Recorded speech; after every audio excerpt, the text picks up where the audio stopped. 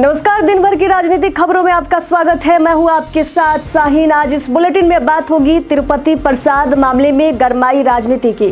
मणिकम टेगोर द्वारा वित्त मंत्री को लिखी गई चिट्ठी की जानेंगे वीआईपी की तरफ से सरकार पर लगाए गए भेदभाव के आरोप को, और बात होगी कुमारी शैलजा को बीजेपी पार्टी में शामिल होने की ऑफर पर। बात करेंगे खड़गे के साथ गारंटियों की घोषणा की, और बुलेटिन के आखिर में बात होगी अन्ना के माता पिता से राहुल गांधी द्वारा फोन पर बात की। तो चलिए करते हैं बुलेटिन का आगाज। प्रदेश प्रभारी मोहन प्रकाश ने बीजेपी पर बोला हमला। बता दें, बीते दिन कांग्रेस पार्टी के प्रदेश प्रभारी मोहन प्रकाश ने बीजेपी पर तीखा हमला बोला। उन्होंने कहा कि राहुल गांधी से पूरी भाजपा आतंकित है, क्योंकि जब भी वे महंगाई और बेरोजगारी जैसे मुद्दों को उठाते हैं तो मोदी सरकार बैकफुट पर आ जाती है। कांग्रेस नेताओं ने प्रेस वार्ता के दौरान ये भी आरोप लगाया कि केंद्र की मोदी सरकार देश का बाजार चीन के हवाले कर रही है, जिससे महंगाई और बेरोजगारी बढ़ रही है।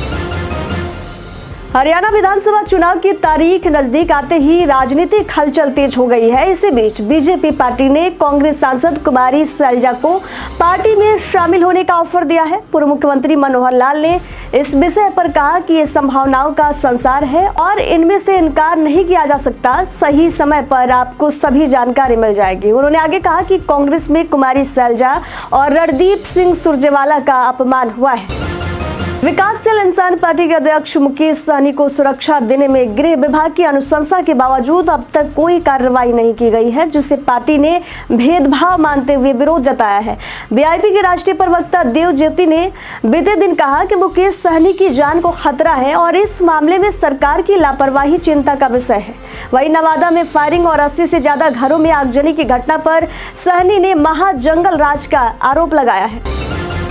और तिरुपति प्रसाद मामले में राजनीति गरमाई है। तिरुपति मंदिर की लड्डुओं में जानवरों की चर्बी मिलने पर विवाद जारी है, और इस मुद्दे पर जेडीयू के नेता केसी त्यागी का बड़ा बयान सामने आया है। बीते दिन उन्होंने कहा कि ये एक गंभीर धार्मिक आस्था से जुड़ा मुद्दा है, जिसे हल्के में नहीं लिया जाना चाहिए।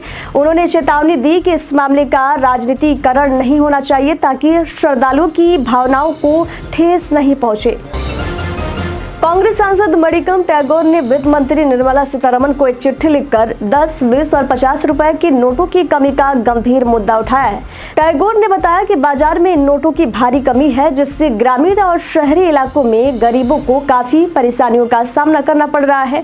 आरबीआई ने यूपीआई और डिजिटल ट्रांजैक्शन को बढ़ावा देने के लिए इन नोटों की छपाई बंद कर दी। इस निर्णय से ग्रामीण लोगों को दिक्कत हो रही है। राहुल गांधी के खिलाफ बीजेपी ने बीते दिन लखनऊ में जोरदार प्रदर्शन किया। पार्टी के नेताओं ने सड़क पर उतरकर राहुल के आरक्षण संबंधित बयान का विरोध किया।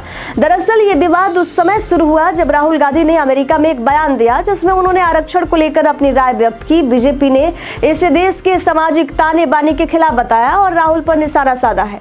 प्रदर्शन के दौरान बीजेपी नेताओं ने राहुल गांधी के खिलाफ नारेबाजी की और उन्हें अपने बयान के लिए जवाबदेह ठहराने की मांग की है।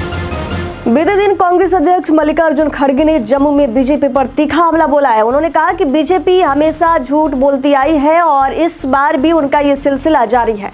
खड़गे ने जम्मू कश्मीर के लिए कांग्रेस की ओर से 7 गारंटियों की घोषणा की। कहा कि हमारा पहला मुद्दा स्टेटहुड का है, जिसके लिए हम पूरी तरह से कोशिश करेंगे। जम्मू कश्मीर विधानसभा चुनाव के पहले चरण की वोटिंग बीते दिन संपन्न हो गई है, लेकिन अभी दूसरे और तीसरे चरण का मतदान बाकी है। इस बार चुनावी मैदान में समाजवादी पार्टी के प्रमुख अखिलेश यादव भी उतरे हैं। सपा को चुनाव चिन्ह के रूप में लैपटॉप मिला है, जो उनके पिछले चुनावी वादों की याद दिलाता है। अब देखना यह होगा कि जम्मू कश्मीर में क्या अखिलेश यादव का लैपटॉप चुनावी नारा कितनी दूर तक पहुंचता है। राष्ट्रपति द्रौपदी मुर्मू ने दिल्ली के मुख्यमंत्री अरविंद केजरीवाल का इस्तीफा मंजूर कर लिया है। इसके बाद आम आदमी पार्टी की विधायक दल की नेता आतिशी को दिल्ली की नई मुख्यमंत्री नियुक्त किया गया है। बता दें कि बीते दिन आतिशी ने सौरभ भारद्वाज, गोपाल राय, कैलाश गहलोत, इमरान हुसैन और मुकेश अहलावत के साथ सीएम की शपथ ली। एमपी एमएलए कोर्ट में राहुल गांधी मानहानि मामले की सुनवाई एक बार फिर से टल गई है। बीजेपी नेता विजय मिश्रा को अदालत में साक्ष्य प्रस्तुत करना था, लेकिन उनके अधिवक्ता संतोष पांडे ने कोर्ट को बताया कि अधिवक्ता संघ द्वारा न्यायालय परिसर में स्वास्थ्य शिविर का आयोजन किया गया है, जिससे वे व्यस्त है। इस वजह से कोर्ट ने अगली सुनवाई 1 अक्टूबर तय की है। बता दें कि यह मामला कर्नाटक विधानसभा चुनाव 2018 के दौरान राहुल गांधी द्वारा अमित शाह पर की गई अभद्र टिप्पणी से संबंधित है। बॉलीवुड अभिनेत्री और बीजेपी सांसद कंगना रनौत ने एक बार फिर से राहुल गांधी पर जोरदार हमला बोला है। कंगना ने कहा कि लोग अच्छी तरह जानते हैं कि राहुल गांधी की देश के प्रति क्या सोच है और वे सत्ता के लिए देश के टुकड़े करने से नहीं हिचकिचाते। कंगना ने यह भी कह दिया कि कुछ लोग जानबूझकर भड़काए जा रहे हैं और विदेश में जाकर राहुल गांधी की बातें लोगों के सामने है। उन्होंने शरणार्थियों और घुसपैठियों के मुद्दे पर भी अपनी चिंता जाहिर की। कांग्रेस महासचिव प्रियंका गांधी ने बीजेपी के राष्ट्रीय अध्यक्ष जेपी नड्डा पर तीखा हमला बोला है। बता दें कि बीते दिन जेपी नड्डा ने गांधी परिवार और कांग्रेस नेताओं की जमकर आलोचना की थी। वहीं केंद्रीय मंत्री रोनित सिंह बिट्टू ने राहुल गांधी को देश का सबसे बड़ा आतंकवादी करार दिया था। इस बयान पर कांग्रेस अध्यक्ष मल्लिकार्जुन खड़गे ने पीएम मोदी को पत्र लिखा था। अब इसके जवाब में नड्डा ने तीखी प्रतिक्रिया दी। अब इस चिट्ठी पर प्रियंका गांधी ने नड्डा पर नाराजगी व्यक्त की है।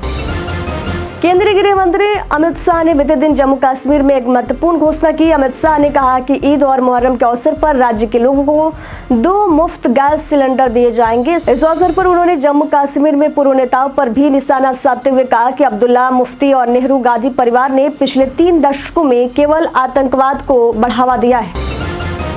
आगामी विधानसभा चुनाव को लेकर मुख्यमंत्री नीतीश कुमार की पार्टी जेडीयू ने एक नई दिशा में कदम बढ़ाया है। जेडीयू ने अपनी राज्य कार्यकारिणी का गठन कर लिया है, जिसमें पार्टी के 68 प्रमुख नेताओं को शामिल किया गया है। इस नई कार्यकारिणी में राष्ट्रीय अध्यक्ष नीतीश कुमार के साथ साथ कार्यकारी अध्यक्ष संजय कुमार झा, केंद्रीय मंत्री ललन सिंह और कई पूर्व सांसदों का नाम शामिल है।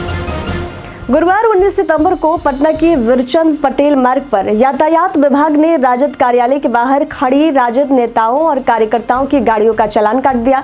इस कार्रवाई के बाद राजद नेताओं ने बीजेपी और जदयू के नेताओं पर आरोप लगाया कि वे भी सड़कों पर गाड़ी खड़ी करते हैं, लेकिन उनके खिलाफ कोई कार्रवाई नहीं की जाती।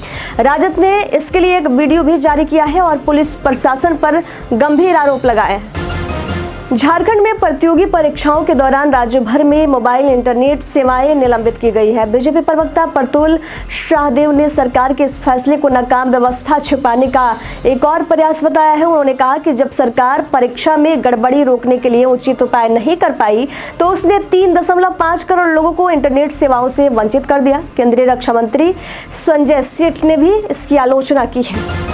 बीते दिन कटिहार में जिला कांग्रेस कमेटी के जिलाध्यक्ष सुनील यादव ने प्रेस वार्ता में केंद्र सरकार पर जमकर निशाना साधा। कहा कि बिहार को मिलने वाली राशि में कमी आई है, जो कि प्रदेश के विकास को प्रभावित कर रही है। 15वें वित्त आयोग के पहले वर्षों में बिहार को 21,000 करोड़ रुपए की कमी का सामना करना पड़ा है, जिससे पिछले 8 वर्षों में राज्यों को लगभग 61.195 करोड़ रुपए की क्षति हुई है।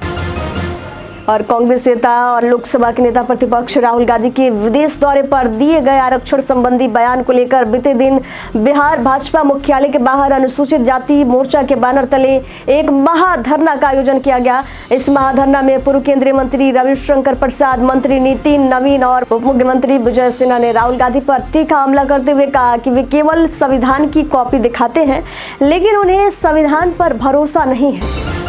साउथ सिनेमा के सुपरस्टार कमल हासन ने वन नेशन वन इलेक्शन पर अपनी प्रतिक्रिया दी। कमल हासन ने इस पहल को खतरनाक बताते हुए कहा कि ये न केवल भारत के लिए बल्कि विश्व स्तर पर भी हानिकारक साबित हो सकता है। उनका कहना है कि जिन देशों ने इस तरह की प्रणाली अपनाई वहां की जनता को भारी कीमत चुकानी पड़ेगी। उन्होंने इसे दोषपूर्ण बताते हुए कहा कि इसके दाग आज भी कई देशों में देखे जा सकते हैं। बीजेपी के जिला महामंत्री राकेश विश्वास ने हाल ही में पार्टी की प्राथमिक सदस्यता से इस्तीफा देकर राजद में शामिल होने का फैसला किया है।